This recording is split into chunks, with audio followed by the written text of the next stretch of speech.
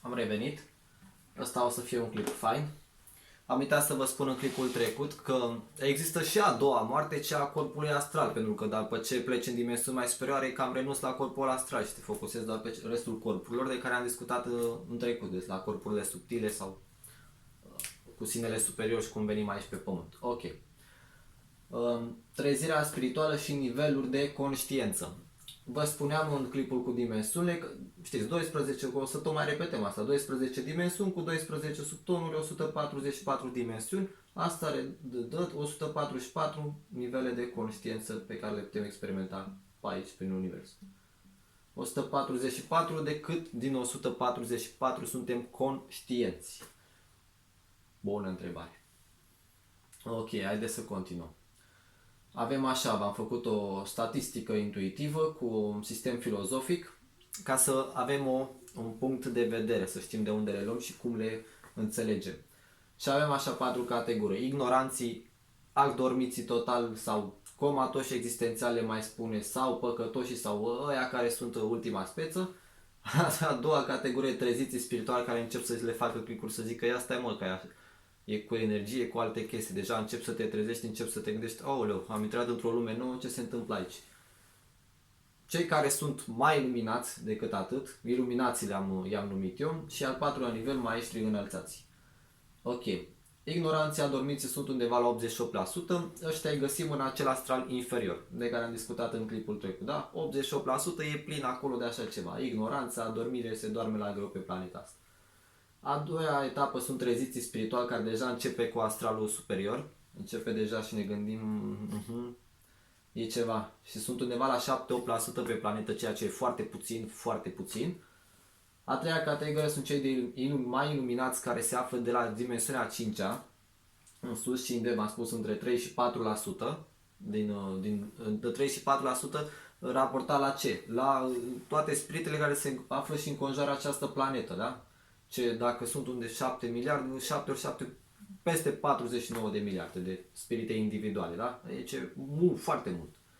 Și a patra categorie, maestrii înălțați, care sunt la 1-2%, maestrii înălțați sunt la high level de la 6 de în sus, dar vorbim maestrii înălțați pe bune, nu cam au avut unii niște experiențe și se cred maestri înălțați. Deci maestri înălțați în punctul în care se uită în palmă și poate să materializeze din nimic ce își dorește în palmă. Aia mă refer. M-am uitat în palmă aici și apare o portocală și apare portocala. Știți ce zic? Ăla e high level maestru înălțat la care mă refer eu.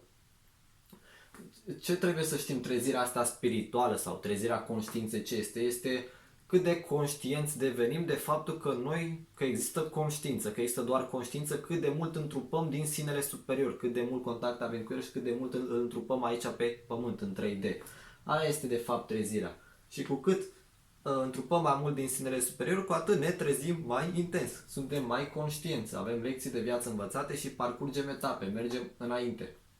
De asta au ajuns ăștia maestri înălțați, că ăștia au întrupat total din 100% din sinele superior, da? Deci ei pleacă aici, se duce acolo, deci au un nivel înalt de cosmoetică, adică de etică, de a ști cum se comportă în viață, de a ști cum să materializeze, să devină co-creator conștient, adică să creeze totul conștient, fără să genereze karmă sau suferință, ci să genereze doar armonie. Da. De-aia ne întrupăm noi, n-am vrut să vorbesc nici acum de asta, dar vă zic, de-aia ne întrupăm noi pe pământ acum, ca să învățăm niște lecții de viață și să urcăm mai sus. Haideți că o să vorbim în alte clipuri de astea.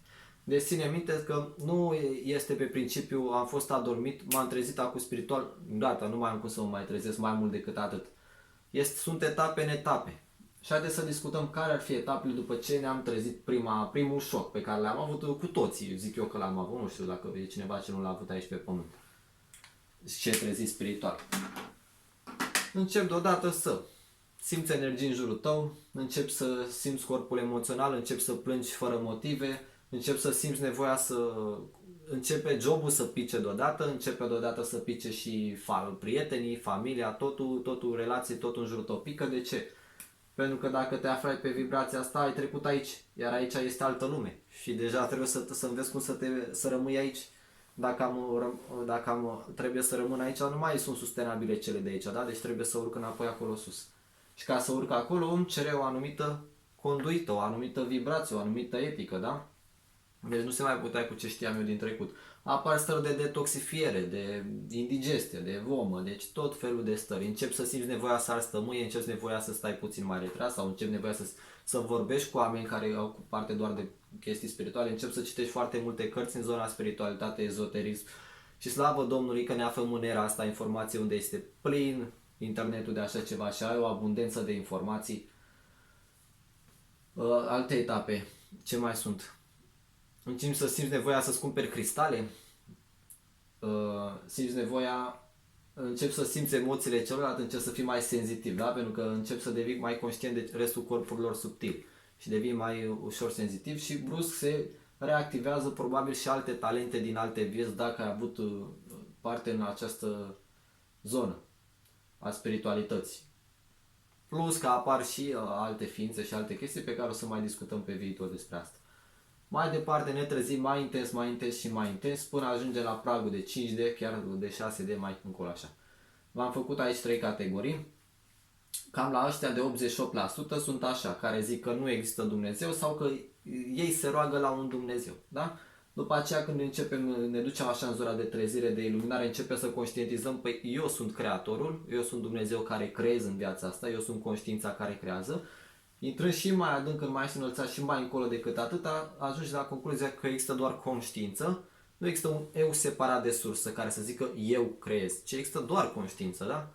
Deci nu există nimic separat de acest ocean care să zică este separat, e picătura din ocean separată. Este de fapt tot acea conștiință, deci este vorba doar de un matrix, de o iluzie a dualității, a 3D-ului și a dimensiunilor mai joase.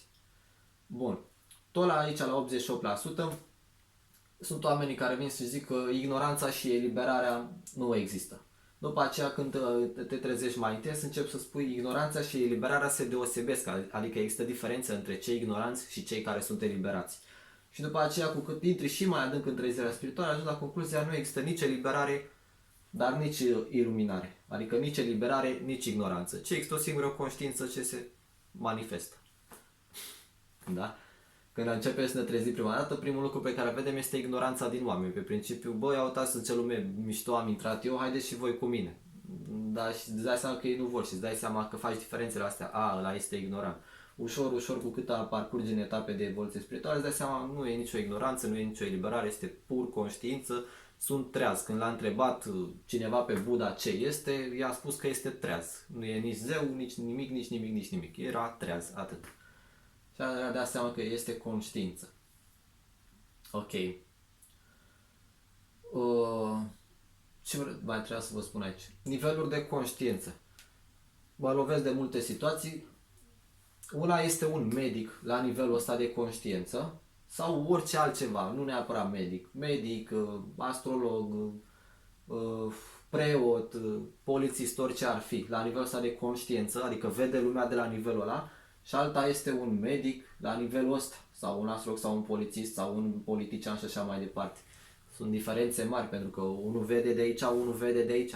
Și altă perspectivă, altă viziune. De-aia se lovesc mulți cap în cap pe anumite texte, pe anumite principii. Că fiecare interpretează Biblia sau alte carte sfântă în funcție de nivelul lui de conștiință de unde se uită. Păi dacă te uiți din 4D în subtonul 5, ce vezi de acolo față de unul care se uită din 6D și interpretează Biblia sau altă carte sau alt text. Deci e o formă de perspectivă. Cum putem să evoluăm sau să nu evoluăm? Ea se produce de la sine. Să știți, evoluția, înălțarea, învierea, toate lucrurile astea vin de la sine. Tu trebuie doar să-ți dai voie să mergi pe val, să fii pe val cu viața, să-ți înțelegi lecțiile de viață, să le parcurgi, că de-aia în articolele mele pe iluminarea potențialului tot zic lecții de viață, analiza amprente energetice, faceți-vă astrograma la mine, să vedem de ce ați venit pe pământ, cu ce lecții ați venit, cum să vă eliberați de ele, unde vreți să ajungem, cum să parcurgem mai ușor lucrul ăsta, pentru că e o diferență între unul care se reîncarnează și vine conștient să evolueze sau unul care este adormit. Se poate și adormit, dar mai greu. Gândiți-vă la un joc video, da? Ai un caracter într-un joc video. Pe una este să știi cum să te joci în jocul ăla video cu caracterul și alta e când ești total haosat și nu știi ce se întâmplă în jocul ăla video și nu știi ce ai cu tine. Îmi zic că e mai ușor să evoluezi conștient. Era o vorbă, cui se pare prea grea cunoașterea de sine, să încerce să evolueze în ignoranță. Da, se poate și așa, dar e un proces mult mai lung și mult mai greoi. În ignoranță și în samsara sunt ăștia de 88% care se tot reîncarnează. Sunt așa în acest ciclu samsaric. Când pui stop și zici, bă, gata, trebuie să se întâmple ceva, intri pe calea inimii intrând în dharma până ajungi spirit liber. Și intrând în dharma încep deja pe inimă, încep cu armonie. Deja după ce intri în spirit liber, este o singură conștiință. Deci sunt etape în etape despre care noi o să mai discutăm pe viitor. Mai știți că v-am spus ce facem aici în proiect. Le luăm grosul și o să vedeți cu cât intrăm mai adânc, cu atât intrăm mai adânc în detalii. Clipurile caut să le fac cât mai scurte, 10, 15, 20, maxim 30 de minute. Pentru că știu, este criză de timp. Ne aflăm în era informației unde avem foarte multe lucruri de făcut și de întreprins și trebuie să ne adaptăm. Adaptabilitatea este absolut necesară perioadei ce o traversăm, erei în care am intrat și a tot ceea ce se întâmplă pe pământ, pentru că nu mai putem să rămânem blocați în tipare din alte vieți, indiferent care sunt și cum credem noi că este bine, ci trebuie să ne stabilizăm, să ne focusăm pe o vibrație ce vine, care este destul de înaltă pentru cei care am avut multe vieți aici pe pământ și a rămas puțin blocați aici în 3D sau în anumite aspecte ale planului astral inferior. Trebuie să ne eliberăm de ele. De-aia vă ziceam, când apare trezirea spirituală, apare și starea de detoxifiere, apare și starea de furie, simți deodată că te iau nervii, simți deodată că bubui, simți deodată că scade nivelul energetic, deodată ești în entuziasm, deodată ești nu știu cum, da, fel și fel de stări. Hai că simt că trebuie să mai insist la trezirea spirituală. Cum se produce ea de fapt? Ne-am aflat aici, de exemplu, da? Și am intrat pe o vibrație aici. Că na, a venit sinele superior și a zis, bă, gata, e vine momentul să te trezești. Am intrat acolo. Ce se întâmplă când intrăm acolo? Începem să vedem cum vechea lume pică. Vechea lume însemnând relații, chiar o soție, familie, jobul pe care l-am avut, gândurile, sentimentele, emoțiile, ne dăm seama că nu mai sunt în concordanță cu noi, nu mai ne sincronizăm cu ele, nu mai vibrăm cu ele, avem total altă percepție. Și apare partea de detoxifiere, partea de curățare a ceea ce era vechi. Nu înseamnă că trebuie să renunți chiar la familie, la soț, la soție, dar de obicei se întâmplă și lucrul ăsta. Și la job. Nu înseamnă că trebuie să renunți neapărat la job, dar de obicei se întâmplă, pentru că treci pe altă etapă, trebuie să faci altceva. Fac, te-ai trezit, a venit momentul să facem altceva. Și apar stările de detoxifiere. Ăsta e primul lucru care de obicei apare. Și apare sentimentul că vrei să nu mai mănânci carne, probabil, sau că vrei să nu mai mănânci nu știu ce euri. Este prima treaptă, pentru că începe să se decalcifieze și glanda pineală, da? Și începe să o decalcifiem ca să urcăm ușor în trepte și să o folosim cum trebuie. Mai apar stări de depresie, stări de anxietate, stări. Deci apar tot felul de stări pentru că vechea lume pică. Ce trebuie să facem? Să rămânem conștienți, prezenți, să ne dăm voie să renunțăm la ce era vechi, nu luptând cu lucrurile noi sau cu lucrurile vechi, ci pur și simplu să stăm, să le observăm și zicem, ok, asta e, s-a terminat, trebuie să merg mai departe unde trebuie să merg. Simplu, liniștit, detașat, pentru că dacă lupți, intri într-o stare de așa de agitație și ești disperat să evoluezi și nu o să evoluezi. O să stăm tot timpul crispați, pentru că nu dăm drumul la trecut și trecutul trebuie să plece. Dacă trebuie să plece, pe ei să plece, frate. Toate relațiile alea toxice nu mai sunt bune. Dă-le drumul să plece, altceva toxic, tot ce e toxic, da? Tot a trebuit să plece, să se te adaptezi pe noua vibrație. Când după aia treci pe altă vibrație, normal, sunt tot la fel stări similare, dar nu mai sunt chiar atât de intense. Dar cu cât urcăm mai sus, cu atât avem o parte de trezire mai intensă și de eliberări profunde din interior în exterior. Bun. Deci ține statistica asta. Ignoranții adormiții sunt 88% pe planetă, cu corpul fizic și corpul astral. Deci am luat pe un întreg. Cei mai treziți care s-au trezit și își dau seama, ok, este ceva, sunt 7-8%. Cei mai iluminați din 5D sunt 3-4%, mai și înălțați 1-2%, foarte puțini. Și toți tindem să mergem în zona asta, cât mai iluminați, dar bănuiesc eu că vrem cu toții să mergem așa. Dar chiar dacă nu vrem, trebuie să ne dăm voie să mergem pe val. V-am spus că dacă forțezi niște lucruri prea tari, nici că ajungi acolo, că te forțezi, că te scremi, că te nu știu ce. Dă-ți voie să mergi pe val. Ce zice sinele tău să faci acum? Da? Să mergi pe îndrumarea sinelui tău. Du-te în club, du-te la muncă, du-te, fă aia. Păi dacă sinele m-a pus să mă duc la club sau să mă duc la muncă, eu stau să fac nu știu ce mantre și nu știu ce chestii, nu, că n-ai nevoie. Trebuie să vină de la sine evoluția. Evoluția așa vine, de la sine. Dacă forțezi niște lucruri sau da, se formează o formă de aroganță spirituală când începi și faci de alea. Stai că trag nu știu ce pe pranayama, nu știu ce tehnică, că și-o sfântul sunt eu, că era o vorbă, că numai sfinții se întreg care este mai sfânt decât Dumnezeu. Restul își văd de lucruri de la sine și evoluează. Acești maestri sau oameni mai iluminați nu prea se arată și nu prea poți ști care sunt. Unii caută să lucreze mai din umbră, alții caută să aibă poate o poziție publică. Dar mulți dintre ei nu se arată așa tuturor, adică pentru că sunt mulți la 88% și nu îi pot percepe, nu îi pot înțelege, da? Nu are puterea să-l vadă. Deci se arată și ei celor care sunt mai pregătiți. Iar cei care vă uitați aici pe canal, sunt convins că sunteți pe astralul superior în sus și aveți puterea de înțelegere, că altfel nu vă uitați aici pe bune. Adică ce rost avea să vă uitați dacă erați de aici și erați ultimii grataragii. Sau cum le spune la ea. Ok. Întrebări, dacă aveți, mi le lăsați în comentarii, sunt multe de spus. O să discutăm mai multe cu cât avansăm în clipuri și o să fie fan. Ok, eu am fost Adrian Moroșanu. Mi-a făcut plăcere să postez acest clip și îmi face plăcere tot ceea ce fac aici. Credeți-mă că o fac din inimă, o fac din pasiune. Nu am anumite interese ascunse, deși mă interesează să-mi vând și cursurile, să fac și partea de vânzare, cursurile online la care aveți link în descriere și să fac analize astrologice, analiza amprentei energetice, să vedem lecțiile de viață, tot ca să vă ajut și să ne putem elibera, să urcăm cu toții mai sus.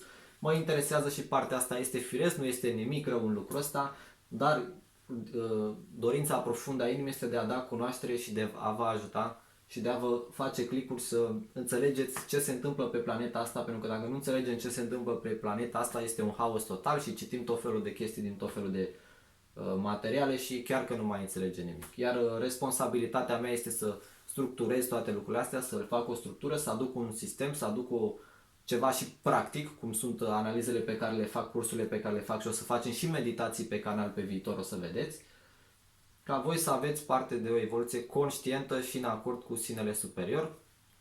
Eu vă mulțumesc că m-ați urmărit, vă rog să vă abonați la canal dacă nu v-ați abonat, urmează să mai postez săptămâna asta câteva clipuri faine și pe planul existențial și pe ghizii spirituali și pe intrudări și ne vedem data viitoare.